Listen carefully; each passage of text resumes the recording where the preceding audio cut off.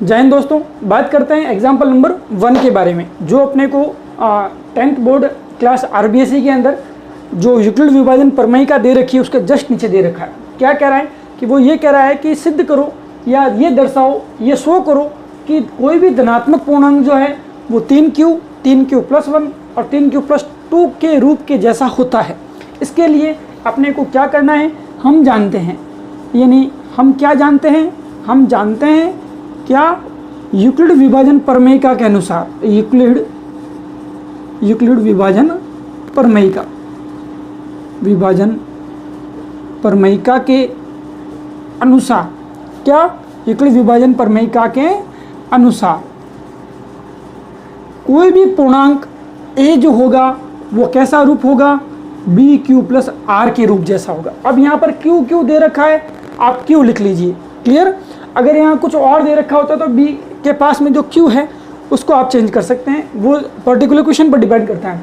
अब ये है जहाँ पर जो आर होगा वो आर या तो 0 के बराबर हो सकता है, 0 से बड़ा हो सकता है, आर 0 से बड़ा हो सकता है, 0 के बराबर हो सकता है, और वो बी से क्या होगा, छोटा होगा।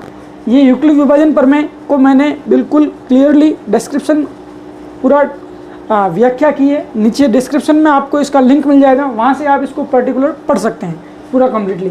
इसको मैं यहाँ ज़्यादा डिस्कस नहीं करूँगा। तो ये चीज़ है। अब यहाँ पर आपके लिए ये कैसे यूज आएगा, इस पर्टिकुलर चैप्टर के अंदर कैसे यूज आएगा, आपको कोई भी पूर्णांक लेना है, उसको ए शो करना है, उसको बी क्यू प्लस आर का रूप देना है। अगर यहाँ पूर्णांक है, यहाँ पर कोई संख्या की बात हो रही है यहाँ पर, और सामने कुछ भी दे रखा है, तो आपको बस q के मल्टीपल में जो गुणज में पड़ा है उसको b के बराबर रखना है, क्लियर।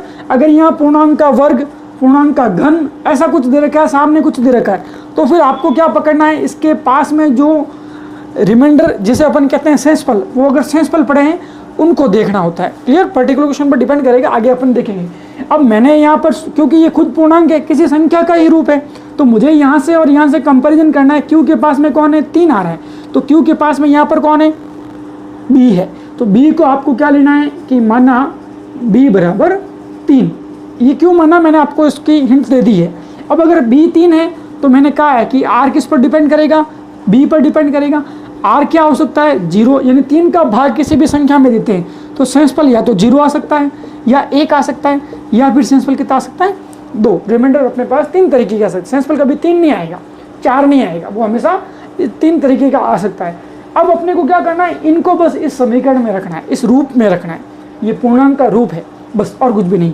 एक तरह का पूर्णांक ऐसा निकलेगा, बी ए की जगह ए, बी और क्यू, बी की जगह कितना लेना है 3, क्यू की जगह क्या लेना है, क्यू लेना है, प्लस आर की जगह एक बार कितना लेना है 0। अब वापस आर, एक भी बाकी पड़ा है, 2 भी बाकी, तो दूसरे और समीकरण बनेंगे। ए की जगह ए, बी की जगह 3, ये 3 लिख दिया, क्यू की जगह कुछ भी नहीं है, क्यू की जगह क्यू ही रहेगा, प्लस की जगह प्लस, आर की जगह क्या लेना है, अब 0 ले लिया, किसका नंबर, 1 का, तो यहाँ 1 हो गया। इसी तरीके से बताओ अब क्या लेना है, 2 लेना है बस, इस तरीके के। अब ये मेरे पास तीनों के तीनों पूर्णांक का रूप आ गए जो मुझे वो पूछ रहा था। अतः जो पूर्णांक होगा, अतः कोई भी धनात्मक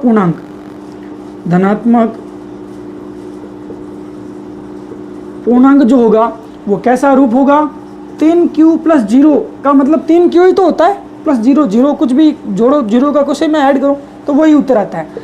वापस ये वाला 3q प्लस 1, ये वाला 3q प्लस 2।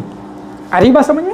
ये 3 तरीके के आपके पास आगे और भी बहुत सारे रूप होते हैं कोई भी धनात्मक पूर्णांक के, लेकिन मुझे क्या प्रूव करना था, ऐसा वाला रूप प्रूव करना था। ऐसा रूप मुझे मैंने ले आया, 4q प्लस 1, 4q प्लस 2 का वो भी मैं ले आया था, लेकिन उसने क्या कहा, 3q की बात करी, तो अपन ने इस तरीके से